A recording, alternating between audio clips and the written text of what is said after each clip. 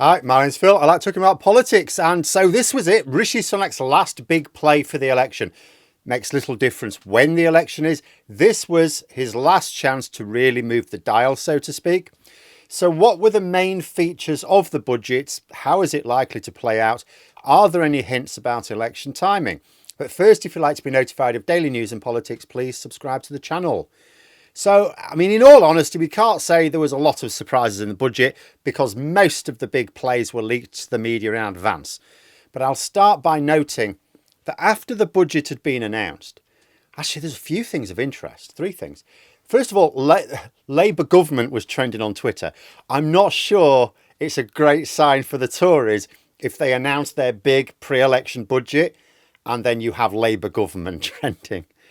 Also, Labour did play a little bit of a blinder in tweeting a clip of Keir Starmer from 2022, 2 years ago, when the budget was being held, when he talked about how that budget at the time, when Rishi Sunak was Chancellor, was failing ordinary people again. But Starmer also, this is 2022, he also said how in 2024, the Tories would find a small tax cut to go into election year with. But we don't have to start calling him Nostradamus. It's what the Tories always do. Cut taxes in election year, then if they win, ramp them back up over the rest of the parliament. Most people don't notice because they don't pay close attention to politics. But the bottom line is people are still paying more taxes overall. But a third thing to note, a Tory minister, a member of the government, seems to have abandoned the concept of ministerial responsibility. He's actually tweeted an attack on Jeremy Hunt's budget, a part of it relating to the windfall taxes on oil companies, right? But he's a member of the government. Now, it's not helpful when a backbencher criticises your party's policy, but, you know, it happens. But a member of the front bench, remember, it's not a cabinet minister, it's a junior minister, but nonetheless a member of the government has criticised that. And as far as I can tell, hasn't resigned. So that's like a serious discipline problem for Sunak there. It's one thing when a backbencher, you know, if they're trying to win over local votes, for example. I mean, this is an MP in Scotland. And for some reason, this is going to be unpopular in Scotland, even though I do keep saying, remember, this is windfall profits, doesn't affect investment. And if an oil company claims it will, they're lying. But to actually attack your own... And it's not just a random policy either. It's your government's budget. It's the most important policy any government has, the budget. Shocking breakdown in party discipline there. But anyway, on to a few specifics of that budget that jumped out at me. So I've said for a while, I believe the Tories have been aiming at a general election on May the 2nd, but giving themselves the option of an off-ramp to a later election. This was evidenced in the budget taking place early. It meant that they could announce the budget, spend a couple of weeks analysing public reaction to it in their internal polling, and then make the decision later this month. There are features of the budget which get you to think, oh, maybe an election sooner rather than later. I'd already said, for example, adopting Labour tax policies in order to fund tax cuts would inevitably blow a hole in Labour's stated spending plans, which of course favours an earlier election, because why would you do something to trip up Labour's spending plans and then give them an extra half a year to rework those plans? That doesn't make sense.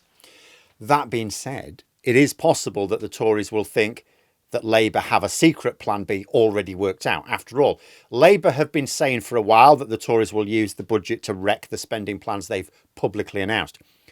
What if the spending plans they've publicly announced are not quite their spending plans?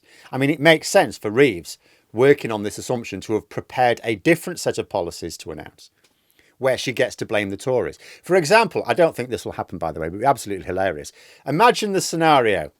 So Reeves has ruled out a wealth tax, bear in mind. So, you know, Labour are formally against a wealth tax. But imagine, you know, the election's called in the next couple of weeks and Rachel Reeves has to have her spending plans published. She goes, oh no, our spending plans, they were ruined by the Tories using the taxes we'd accounted for to cut other taxes. Oh no, woe is me. What are we going to do? Are we going to put those taxes back on ordinary people up? No, that would be politically bad. Are we going to borrow more money? No, that would be politically bad. Are we going to cut our spending plans? I hope not.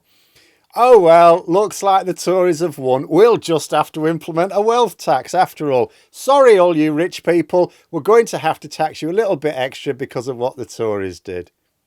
I would piss myself laughing for a full week.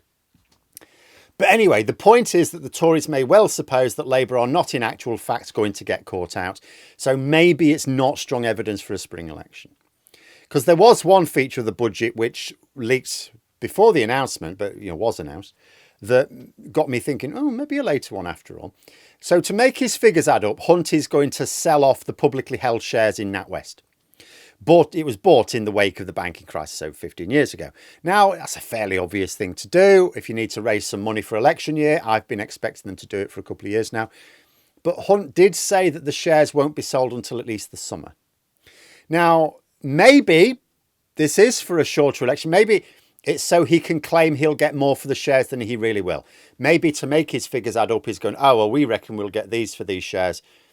And maybe he expects that when actually sold, he won't get that much because they'll be selling it to their mates at knockdown price, like what happened with Royal Mail. But it could also be that the Tories really are thinking now election in autumn's more likely. Who knows? So you can read some of the budget announcements either way. Some make more sense for a May election. Some make more sense if Hunt is trying to engineer the economic circumstances to announce something grander in a budget statement after the summer. Because if they are going to go for an autumn election, they can't just limp towards an autumn election, then call it. They can't just carry on as they are now and then in September go, right, should we have an election in October, right? They're going to have to announce they're going to have a mini budget. Right. So it could be a sign that Hunt wants to stimulate the economy somehow so that he can offer something bigger in September, mini budget in September, and then call the election for October, say. Now, if I'm right, Sunak still hasn't made up his mind and he'll be waiting for that public reaction. My overriding feeling is that the budget will sound better than it really is because the value of the tax cuts is way higher for wealthier people, especially the cut to fuel duty and the raising of child benefit thresholds. So although several of the tax cuts announced will technically benefit ordinary people, it's only to the tune of a few quid. But thanks to the lack of investment, those people's wages are being kept down, costs are still ramping up, so most people are still worse off. For example, the government want people to pay higher water rates for the improvements to the infrastructure that the privatised water companies promised decades ago, but they decided to spend on themselves instead. So when Hunt was talking about scaling back the benefits of non-dom status, he said that unlike Labour, he will use the money to cut taxes. That's not a great line. Polling shows that the public, and definitely the public intending to vote Labour, want the investment. And can you keep your tax cuts? We want the spending, right? So talk of tax cuts, yes, might find favour with those still willing to vote Conservative or maybe choose between Conservatives and Reform UK. But it's only letting Labour shore up their own support by reminding them that public investment will continue to suffer under the Tories in return for a handful of magic beans. Only because there's no such thing as magic beans, it's actually a handful of nothing. Then let's look at another statement he made. He is raising the high income threshold for child benefit, saying this will be worth almost £1,300 for 500,000 families. Now, this is where there'll be a world of difference between rhetoric and delivery. So let's consider those 500,000 families. So the current threshold is £50,000 a year from both parents. Like if you've got one parent on £50,000, or even £60,000, £70,000 a year, but there's another parent on like £20,000 a year, you get child benefit, right? So it has to be, to not get child benefit, both parents must be earning over £50,000 a year. So this is a system which gives benefits to a couple earning over £100,000 between them. Yes, we might be talking about a single parent who's on like 50,000 benefit as well, but the policy is general, it's not aimed at single parents. So that means we're paying for a people with a six-figure household income to get benefits. So I'm going to guess that the sort of people on this income who will consider this policy a reason to vote Tory are probably already doing so. But then there's a second thought. So I'm thinking, well, a couple like this may well have a mortgage on a pricey property. And because remember, we're not talking about people who are just over 100,000. Most of them will be on significantly over 100,000 between them, right?